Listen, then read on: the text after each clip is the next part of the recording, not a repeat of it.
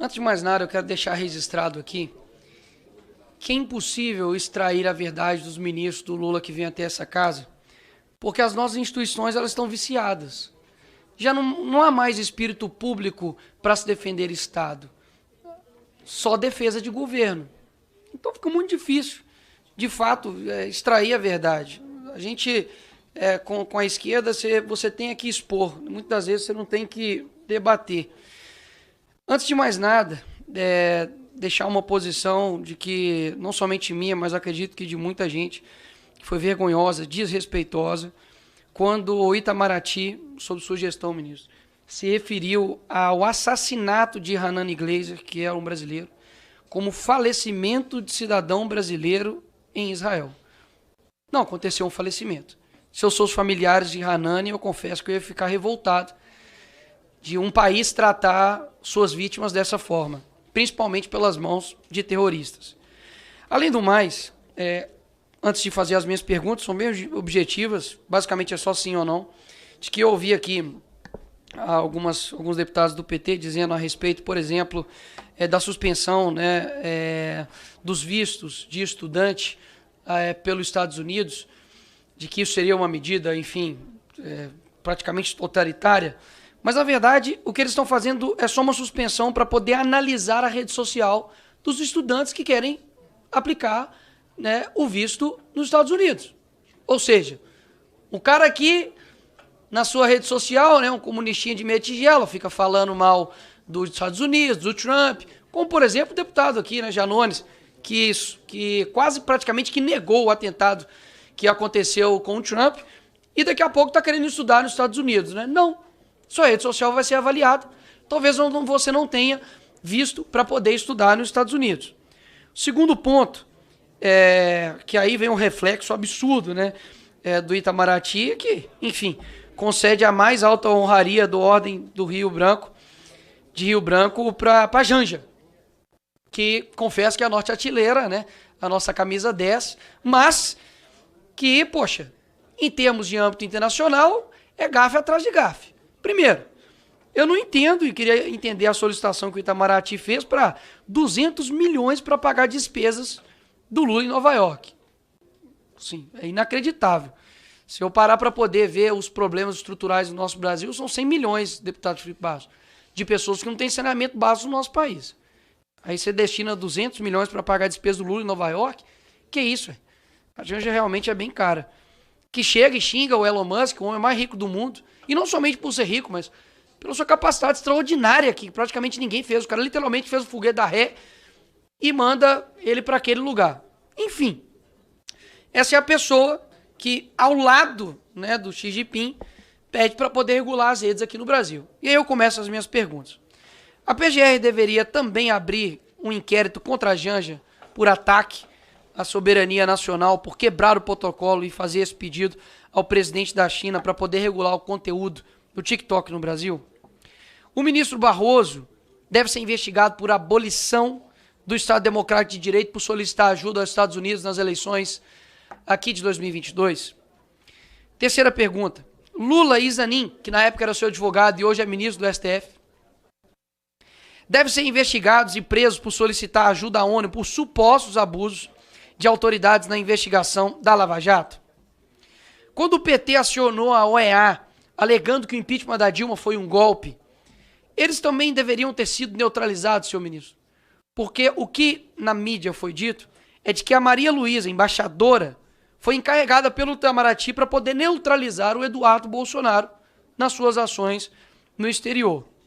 A Glaze deveria também ser enquadrada como ataque à nossa soberania nacional quando ela foi até um canal árabe, Al Jazeera, pedir para que os árabes lutassem pela soltura do Lula? E agora uma pergunta extremamente objetiva, é sim ou não? O senhor concorda com a frase do seu chefe, Lula, de que após, se caso o Trump ganhasse, seria nazismo com outra cara? Porque ele ganhou. Então quer dizer que agora o Lula, ele considera o Trump como um nazista com outra cara, um nazismo com outra cara? Um outro ponto interessante aqui, que a gente esquece de onde, enfim, veio o PT, de onde veio essa galera, e o que eles já fizeram em nível internacional com o Brasil. Em 96, Raul Reis participou do Foro de São Paulo. Sabe quem era Raul Reis? Ele era líder das Farc, Forças Armadas Revolucionárias Colombianas, que é responsável pelo maior narcotráfico da América Latina, né, juntamente aí com o PCC, enfim. E nessa ocasião, quem mais estava lá? Os fundadores do Foro de São Paulo. Lula e também Hugo Chávez e também Fidel Castro. Vamos lá. 10 anos depois, Lula dá uma entrevista dizendo o seguinte, ministro, que ele é seu chefe. Falou assim, depois de anos da fundação do Foro de São Paulo, todos os países da América Latina tinham presidentes de esquerda. Ou seja, o Foro de São Paulo, que é uma organização extraterritorial do nosso país, fora, interferiu claramente nas eleições do nosso país. Até mesmo porque, depois disso, todos os nossos presidentes, a não ser Jair Bolsonaro, foram presidentes de esquerda. Ou seja, é inacreditável como isso simplesmente esquece e foge das nossas mentes. E eu me recordo que durante a faculdade, inclusive, falava sobre o Foro de São Paulo, denunciávamos isso e éramos tratados como loucos. Se os senhores tiverem um mínimo de curiosidade, não é simplesmente um encontro de amigos que vão lá e falam sobre política externa. Não, há atas, há metas, e as metas são cumpridas. Ou seja, de fato, é inacreditável como o atual governo ignora não somente o seu passado, mas também tem ignorado o presente e tem deixado os interesses dos brasileiros de lado. O governo brasileiro recusa a sugestão, talvez, né, de considerar a PCC e Comando Vermelho como organizações terroristas. Ou seja, se o Hamas, Al-Qaeda ou outros, enfim, terroristas de fato, muitas das vezes há um receio em chamar os de terroristas pelo atual governo. Mas outras pessoas, como pessoas que invadiram aqui, enfim, no dia 8, são consideradas terroristas, para mim há uma falsa virtude nisso. Porque, poxa, eu não consegui condenar o Hamas, mas eu consegui prontamente falar que uma pessoa que adentrou aqui os prédios públicos é um terrorista, para mim isso de fato é uma indignação completamente seletiva, principalmente com os seus, né, com o povo brasileiro. Então, quero deixar, enfim, tudo isso aqui registrado, que me lamenta muito assim, o caminho que a gente toma, porque, afinal de contas, são instituições que deveriam prezar pelo bem público, pelo bem dos brasileiros, e o que eu menos escuto aqui nessa casa é Brasil. É o que eu menos escuto.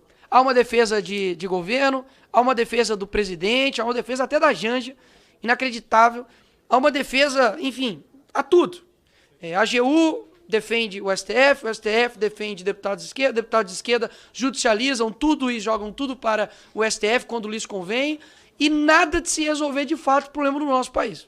Porque me parece que sempre, pastor Marco Feliciano, quando o ministro vem aqui nessa casa, tá tudo bem, pô. Parece que eu vivo na Suíça, sargento Paulo. Se pegar todas as falas dos ministros do Lula aqui nessa casa, parece que nós estamos na Dinamarca. Porque, afinal de contas, não tem nada de errado. Então, parece que eu tenho que dar parabéns para vocês. Então, parabéns. Tá tudo bem, não tem nada que ser resolvido. O Brasil está caminhando, a economia está ótima, nossa cultura está bem, violência está excelente, a nossa imagem no exterior também está excelente. Meus parabéns pelo grande trabalho que vocês estão fazendo. Espero que vocês nunca mais voltem ao governo desse país. Obrigado, presidente. Obrigado, deputado Nicolas. Deputado Lindbergh.